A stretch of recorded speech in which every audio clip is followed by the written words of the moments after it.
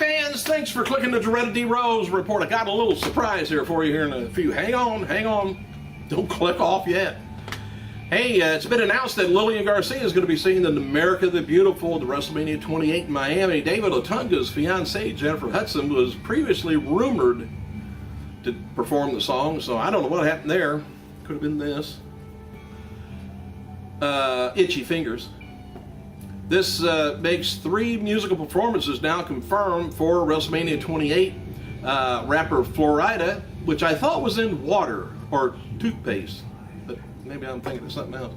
They're gonna be performing Wild Ones and Good Feelings during The Rock's entrance, and Machine Gun Kelly is gonna perform Invisible for John Cena. And former WWE Big Daddy V, Nelson Frazier Jr. is who it is. He was scheduled for the Wild Out Wrestling promotion Betrayed event, going to be on March 31st at the Giant Flea Market in Union City, Tennessee. Well, anyway, the former WWE King of the Ring was set to take part in the multi-man match with Kamala Jr. There's going to be Team Kamala versus Team Showtime. Well, Kamala Jr., he announced last night on Facebook that the event's going to be moved from March 31st to April 14th due to Big Daddy B being booked by WWE. So, sources very close to Big Daddy V reports that WWE has booked him and he will indeed be at WrestleMania 28. WWE has one hell of a time trying to keep a secret anymore.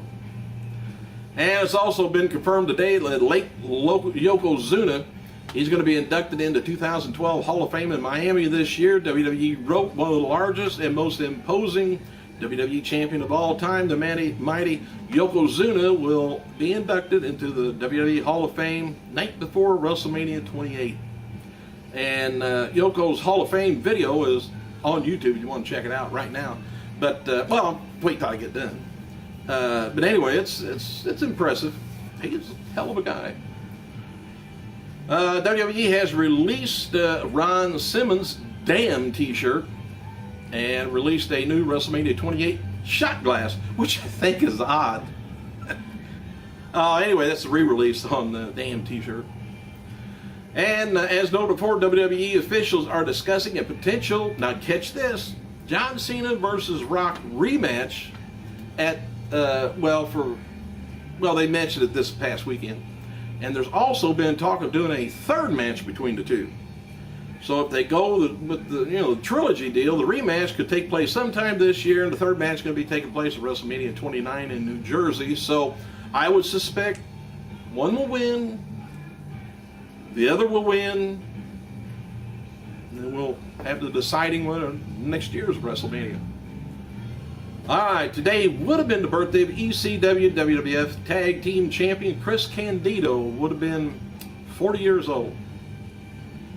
And happy birthday to former WWE wrestler KC James, 30 years old, former TNA and X Division Champion Homicide, 35, WCW Triple Crown Champion and 4 times TNA World Champion, Sting, 53 years old, and former WCW and WWF wrestler Scott Sick Boy Vic, 39.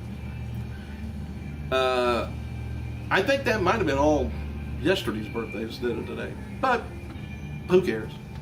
Wasn't our birthday, was it?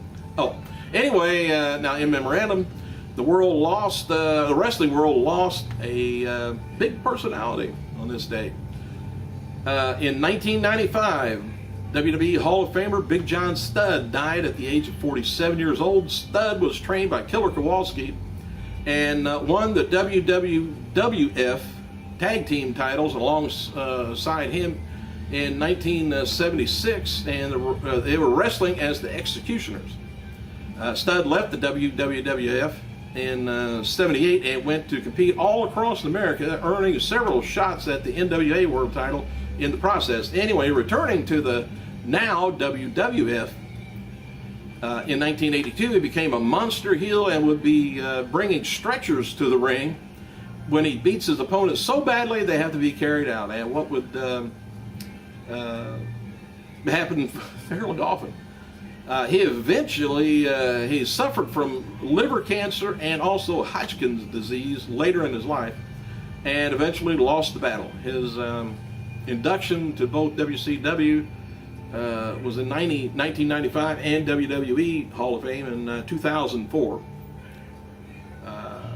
And his son, I still haven't heard much of him. He was at the ceremonies where WWE honored his father, but haven't heard nothing about him. Don't know whether he's in the wrestling business still or not. I thought he was for a while. World champion. Now this is just, I think, is amazing. World heavyweight champion Daniel Bryan reportedly is dating WWE diva Brie Bella. New photos have surfaced online this week confirming the rumors. You know, I was wondering if Brie was at that time of the month, could she not substitute her sister for whatever activities Daniel may want to do? Daniel probably wouldn't care. Oh, anyway. What makes it interesting is WWE began a feud between Bryan and his on-screen girlfriend AJ Lee and the Bella twins. Well, anyway, last night at SmackDown, AJ defeated Nikki Bella after Daniel Bryan stopped Brie from making the twins switch that they do. WWE's website speculated Daniel Bryan stopped the switch maybe because he was still emotionally scarred by the breakup of the Bellas. If you remember, Bryan dated the Bellas in a storyline last year. Alright, the feud continues last night at SmackDown tapings as AJ defeated Brie with the help of Bryan. As a reminder, Chris Jericho is going to be on the Jimmy Fallon show tonight, and John Cena is going to be appearing on the syndicated show The Chew today. WWE will experiment with Alberto Del Rio and Ricardo Rodriguez, teaming them together for an upcoming live event tour of Puerto Rico. Del Rio and Ricardo will be facing WWE Tag Team Champions Primo and Epico. And noted before, Mad A-Train Bloom is set to return to WWE as Lord Tensia, I guess. Something like that. And anyway, he's going to be, I guess he's reportedly going to be pushed to the top besides John Cena. WWE officials have discussed using A-Train, whatever he wants to be called, to feud with Randy Orton. No word whether, that's still, he's still going to be a henchman for Laurinaitis. Well, I need a drink. It's interesting, last night, Kurt Angle was on Twitter, and he posted several controversial tweets, some of which you could, it was down here at the bottom, but some have been deleted too. No response yet from Shawn Michaels or Steve Austin, but some of the silly tweets he put on there. I'm training for the Olympics. Every wrestler is terrified of me that they will get tired. Anyway, he says, Steve Austin, Shawn Michaels, could either of you take me as a shoot? Be honest, I respect you both. Then Austin, Michaels says, by the way, I love Austin and Michaels. Just joking. You guys are legends. And then he says, I became a top star in 1 year. It took Shawn Michaels and Steve Austin 15 years. He says, hello. He says, I haven't touched a pill in 8 years. Up yours. I don't know. Somebody must have wrote something back to him. Then it says, JR Barbecue and I am Jericho. How do you feel about that? I am the best today. If WWE ever wants me, their mistake. What then? After a fan said go back to WWE and take Sting with you, he says, I wish Sting would stay in TNA, or will stay in TNA.